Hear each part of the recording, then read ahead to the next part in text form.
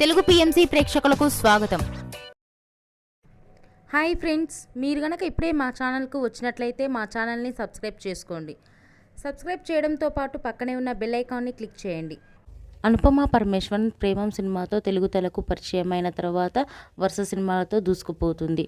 తెలుగు, తమిళ, మలయాళ, కన్నడ భాషలలో సక్సెస్ఫుల్గా రాణిస్తుంది ఈ హీరోయిన్. తాజాగా అనుపమ తన లేటెస్ట్ ఫొటోస్ని అభిమానులతో పంచుకుంది. ఆ ఫొటోస్ని మనం కూడా చూసేద్దాం.